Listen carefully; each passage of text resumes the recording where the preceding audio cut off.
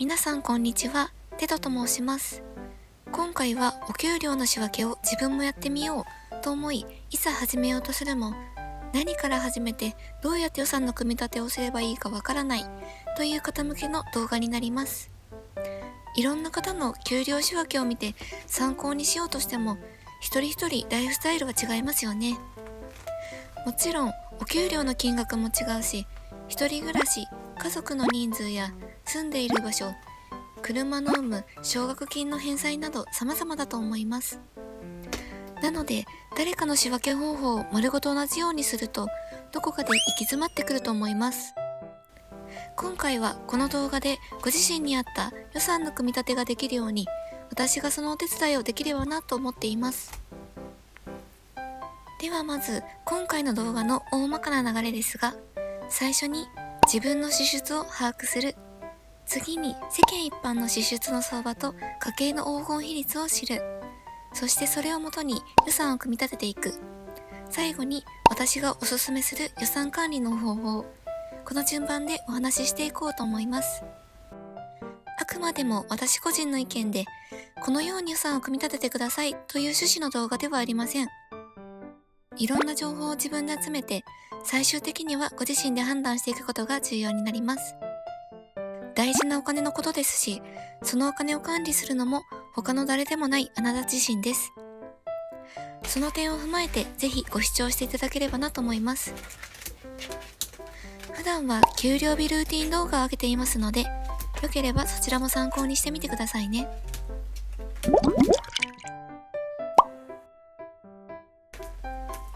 まず一番初めに、現在の自分の支出の確認から行いましょう。いつも家計簿をつけていて、大体の支出は把握できているよという方は、ここはスキップされても構いません。ただ、この機会に、毎月の支出は把握できているけど、年に1回、数ヶ月に1回の支払いのことまで把握できているか、今一度振り返ってみるのもありかもしれません。家計簿をつけていない方は、今から一緒に毎月の支払いを振り返っていきましょう。まずは紙でもスマホのメモでも構わないので、項目をざっと書いてみましょう。支出をざっくりと分けると、こんな感じでしょうか。さらに人によっては、こちらの項目なども追加されます。書き終わったら、その隣に先月実際払った金額を大体でいいので書いてみてください。そして最後に金額の合計額を計算しましょう。書き終わったら支出の合計額と先月分の給与額を比べてみてください。給与額内に支出が収まってある方は、ある程度貯金ができているはずです。逆に支出が給与額をオーバーしていれば貯金に回せていない状態ですね。そもそもどのくらい払ったかわからないという方はいらっしゃいますか？その場合は先月の給料が振り込まれた時点での口座残高から今月の給料が振り込まれる直前の残高を見ていただければ大体の支出がわかると思います。ただ、クレジット払いがあるとその金額も正しくはないので、とりあえずざっくりで大丈夫です。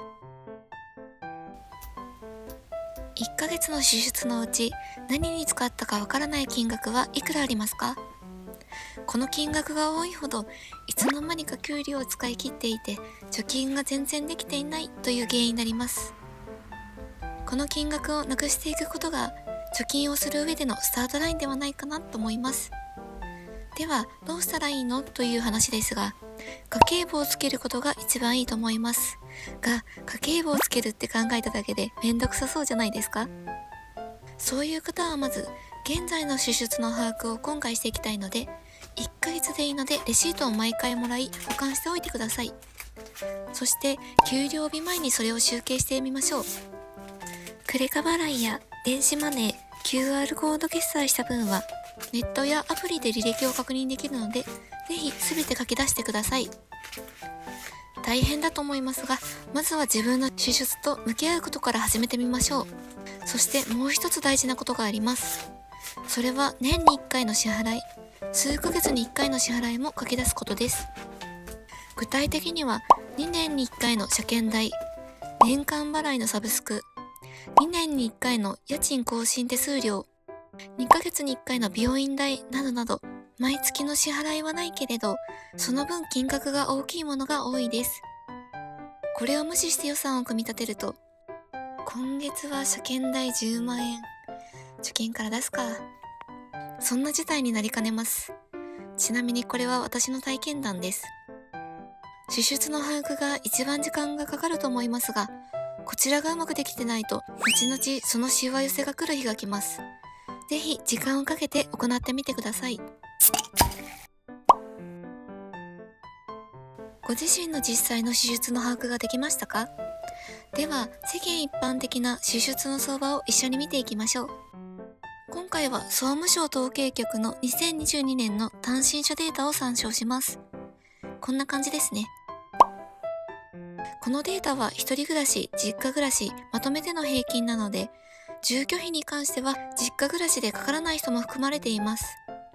あくまでも相場なので、この辺は頭の片隅にでも入れておく程度で大丈夫ですが、この平均額をはるかに超えてしまっている場合は、予算の見直しが必要かもしれません。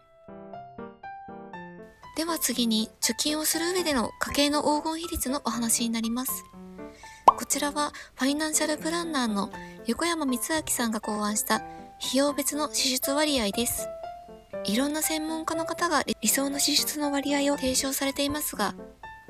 家族構成や住んでいる地域、あとはそれがいつの情報なのかによってばらつきがあります。ですが、どれを見てもさほど大きく異なってはいないので、今回はこれをもとにお話ししていきたいと思います。では、まず家計の黄金比率から見ていきましょう。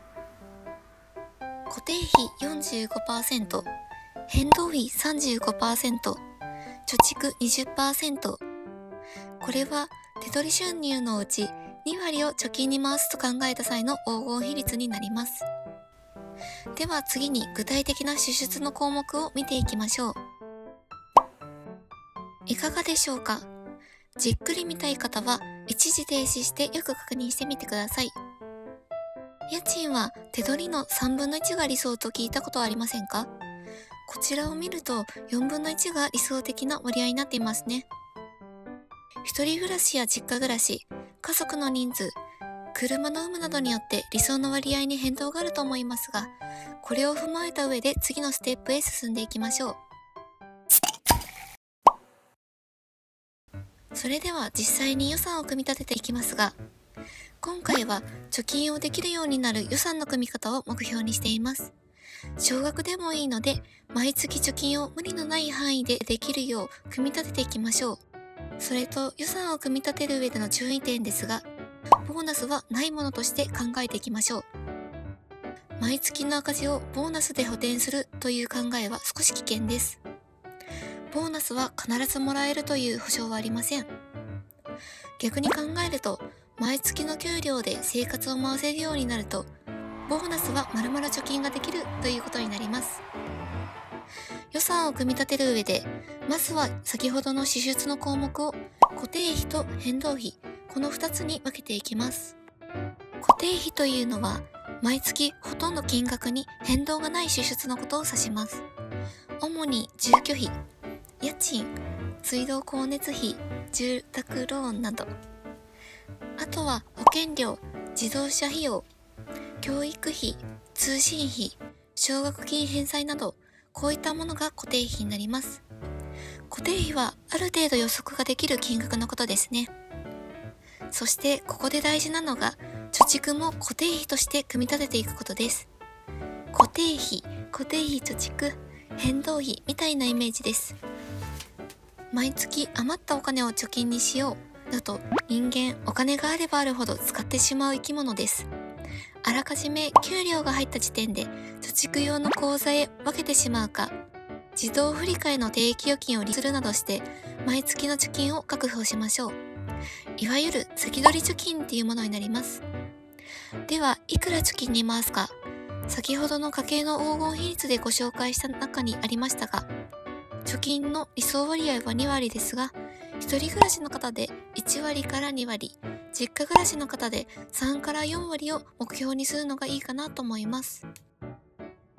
おお次は変動費ですが、食費、日用品、交通費、副題、美容費、娯楽費、交際費などが当てはまります。そして変動費を組み立てる中にも大事なことがあります。それは予備費を設けることです。固定費とは違い、削ろうと思えば削ることはできますが、予測を立てにくいという側面もありますので、予算を超えてしまう月もあると思います。その時にその点をカバーするのが予備費になります。今回は手取り16万、車所有なしの一人暮らしを仮定して理想の割合で組み立てていきます。いかがでしょうか？若干私の意見を組み込んでいますが、大体の理想にかなり近い割合です。更新手数料積立は2年に一度の家賃更新を備えた毎月の積み立てになります。このように大きな出費に備えて月割で計算し、定額を積み立てていけば貯金も減らないし、気持ちの面でも安心感がありますよね。実際、具体的な金額で見て自分の支出と比べると見直していく点が分かってくると思いませんか？計算の仕方もネット料金込みの物件に住まれている方でしたら、住居費4万5千円、通信費3千円というようなバランスでいいと思います。理想のバランスと全然違うという方もあまり悲観的にならないでください。固定費の家賃を抑えるのが貯金の近道なのはもちろんですが、女性の一人暮らしの場合ですと、防犯上コストを抑えすぎるのも不安があります。ですが、その分自炊をするなどして食費を抑えてみたり、割合のバランスを自分に合ったものに変えていくことが大事です。どこかで割合を多く取らないといけないときは、その分どこか抑えましょう。これもあれも割合を高くすると貯金の割合が下がってしまいますよということです。あとは推しのために生きているという方や、コスメや車にお金をかけたいなど、人それぞれお金のかけどころは違いますよね。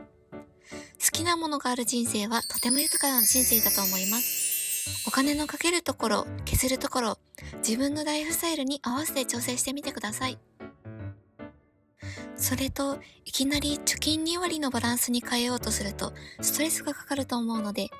今全く貯金に回せていないという方なら、最初は数千円とかでも全然いいと思います。少額でも貯金ができたという達成感を覚えると、徐々にそれが面白くなって貯金体質に変わってくると思います。ちなみにですが、現在の私の支出の割合がこちらになります。手取り14万4千、実家暮らしで車を所有しています。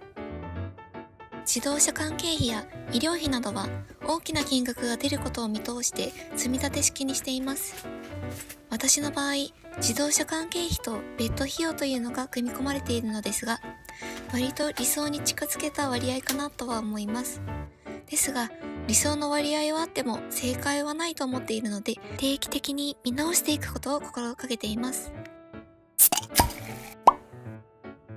予算の組み立てもできたので、その予算内に金額を収められるようにしていく必要があります。オーバーしても予備費を設けたので、そこから補填はできますが、なるべく予算内に収めたいですよね。家計簿をつける習慣がない方は、今いくら予算が残っているかパッとわからないですよね。家計簿をつけている方も、支払った金額はわかるけど、予算の残りの金額ってすぐわかるようにできていますか？今から私がご紹介するアプリは、予算管理に特化した予算管理のためだけのアプリで、とにかくシンプル、直感的で、パッと見てすぐわかる家計簿です。それがこちらの袋分け家計簿になります。見ていただくとわかるように、予算の項目ごとに現在の予算の残金がいくらあるか、次の給料日まであと何日で、支出のペースがちょっと早いよっていうのも発見しやすいです。詳しい使い方はこちらの動画で説明していますので、よければこちらも参考にしてみてください。今回は家計簿つけるのめんどくさい、最小限の手間で済ませたいという方へ、私が考える最小限でかつ正確な家計簿をこのアプリでつけていく手順をご説明いたします。まずは月の締め日を設定します。給料日前日を締め日に設定するといいと思います。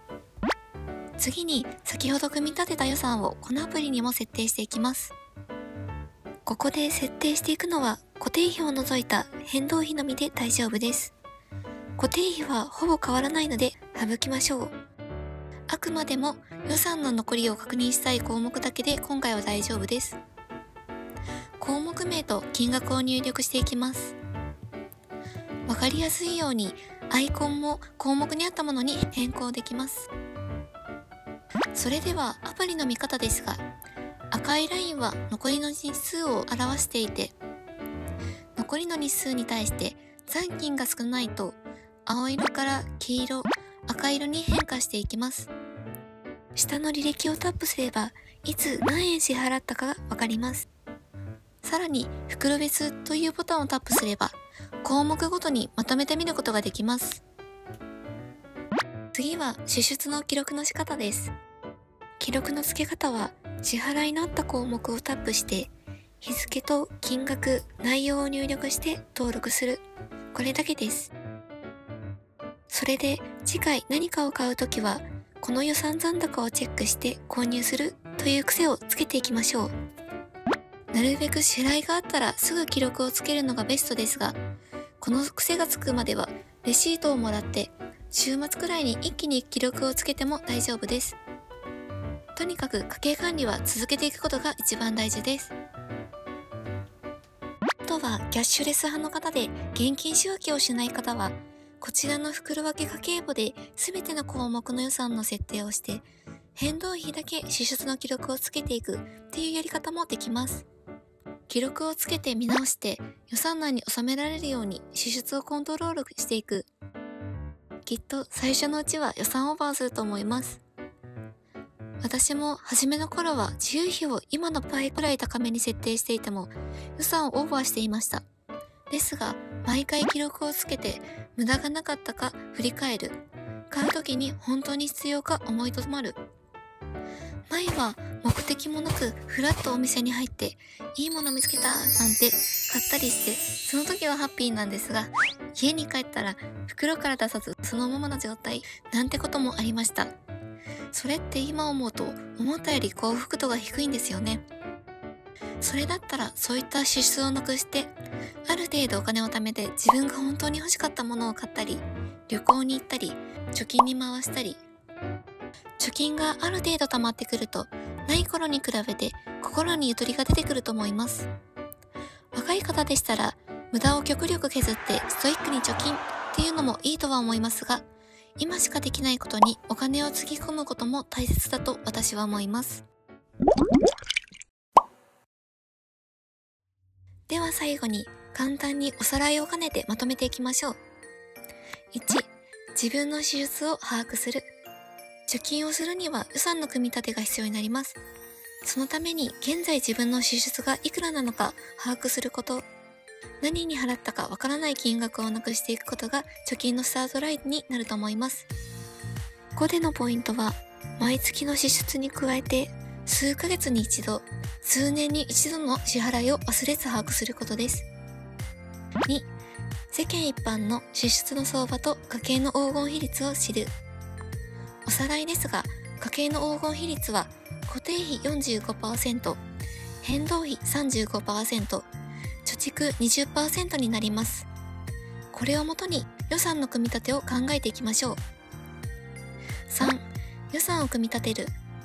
まずは支出を固定費と変動費に分け、支出の理想的な割合と現在の支出の割合を見比べます。全然理想通りでなくても、バランスはライフスタイルによって人それぞれ調整していけば大丈夫です。貯蓄を2割確保する前提で予算を組み込めれば好きなものにお金をかけましょう。ただし貯金は無理のない範囲で継続的に行うことが大切です。予算を組み立てる上での注意点は、ボーナスはないものとして組み立てること。そして大事なポイントは、貯蓄のイメージは固定費で先取り貯金をしていくこと。予測がつきにくい変動費はカバーをするために予備費を設けること。この2点です。4、おすすめの予算管理方法。